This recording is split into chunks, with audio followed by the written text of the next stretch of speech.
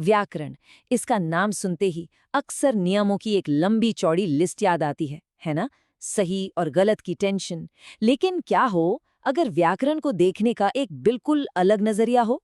ये सिर्फ नियम नहीं, बल्कि मतलब बनाने का एक जबरदस्त जरिया है। तो चलिए आज इसी बात को थोड़ा खोलकर समझते हैं। अच्छा, जरा सोचिए, स्कूल के वो दिन, हिंदी या इंग्लिश की ग्रामर क्लास, याद है कैसा माहौल होता था? संज्ञा, सर्वनाम, क्रिया, इन सब के भेद रटो, वाक्यों के टुकड़े टुकड़े करके उनका एक तरह से पोस्टमार्टम करो, और सबसे ऊपर वो डर कि कहीं कोई गलती ना हो जाए, कहीं नंबर ना कट जाए। कुछ ऐसा ही था ना? पर क्या हो अगर भाषा को समझने का एक कहीं बेहतर तरीका हो, एक ऐसा नजरिया जो इन सही गलत के चक्कर से हमें बाहर निकाले और असल चीज पर फोकस करे, यानी मतलब पर, अर्थ पर। तो चलिए बात करते हैं इसी नए नजरिए की जो हमें सही और गलत की बहस से बहुत आगे ले जाता है। इस अप्रोच का नाम है फंक्शनल ग्रामर।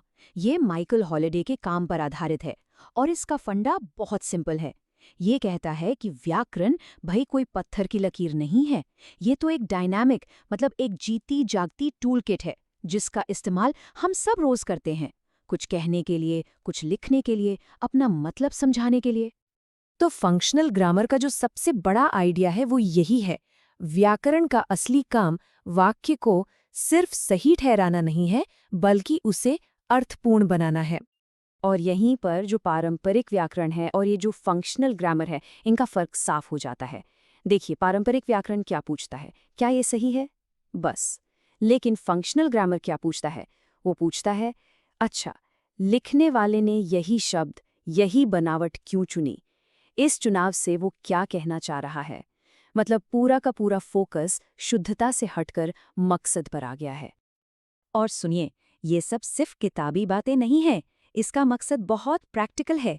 जब हम इस नजरिए से भाषा को देखते हैं ना, तो हमारी पढ़ने की समझ गहरी हो जाती है। हम किसी खास मकसद के लिए ज्यादा असरदार तरीके से लिख पाते हैं। और हाँ, अपनी रोजमर्रा की जिंदगी में हम भाषा के खेल को बेहतर ढंग से समझ पाते हैं। तो सवाल ये है कि ये काम करता कैसे है? फंक्शनल ग्रामर के हिसाब से जब भी हम कुछ बोलते या लिखते हैं, हम अनजाने में एक ही वक्त पर तीन तीन काम कर रहे होते हैं। जी हाँ, एक नहीं, दो नहीं, पूरे तीन काम। और कमाल की बात यह है कि हमारा हर एक वाक्य, बल्कि हर एक शब्द, इन तीनों मकसदों को एक साथ पूरा कर रहा होता है। इन्हें कहते हैं मेटा फंक्शंस। चलिए एक एक करके समझते हैं। पहला है आइडेशनल। इसका सीधा सा मतलब है बात किस बारे में हो रही है, कौन सा अनुभव, कौन सी कहानी बताई जा रही है। ठीक है। दूसरा है इंटरपर्सनल। ये बताता है कि बोलने वाले और सुनने वाले के बीच रिश्ता कैसा बन रहा है। और तीसरा टेक्सचुअल। ये इस बारे में है कि पूरी बात को कैसे बुना गया है ताकि वो एक लॉजिकल तरीके से आगे बढ़े। अब ये तीनों काम ये हवा में नहीं होते, ये असल में जमीन पर उतरते हैं लेक्सिकोग्रामर के जरिए। हाँ, ये थोड़ा भारी शब्द लग सकता है, पर इसका मतलब बहुत आसान है। लेक्सिको यानी हमारे चुने हुए शब्द, और ग्रामर यानी उन शब्दों को जोड़ने का तरीका। बस इन दोनों के मेल से ही सारा मतलब बनता है। चलिए, थ्योरी तो हो गई, अब देखते हैं कि असल में इसे इस्तेमाल कैसे करते हैं। इसकी शुरुआत होती है मतलब की बिल्डिंग ब्लॉक से, उसकी सबसे छोटी पर सबसे जरूरी इकाई से। और वो इकाई है क्लॉज, जिसे हम उपवाक्य भी कहते हैं। देखिए, किसी भी भाषा को समझने के लिए हम सीधे पूरी किताब पर नहीं कूदते, हम क्लॉज को देखते हैं, क्योंकि असल में यहीं पर मतलब पैदा होता है। और किसी भी क्लॉज को तोड़कर समझना बहुत आसान है। बस ये चार सीधे साधे सवाल पूछने होते हैं। पहला, कौन या क्या, मतलब इसमें हीरो कौन है।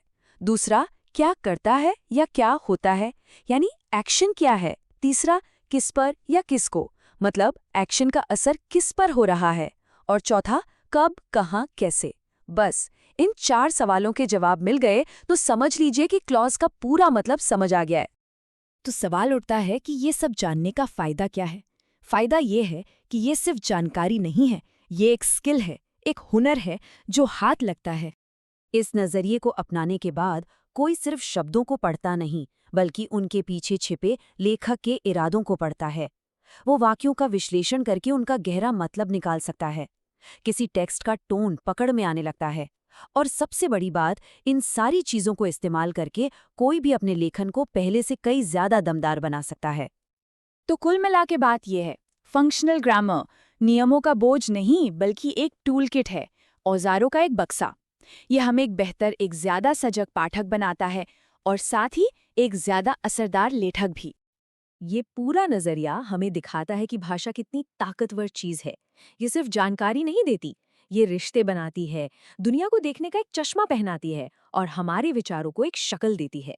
तो आखिरी सवाल यही है कि अब जब भाषा को समझने के ये बेहतरीन औजार हमारे पास हैं, तो हम इनसे कौन से नए मतलब गढ़ेंगे और कौन सी नई दुनिया बनाएंगे।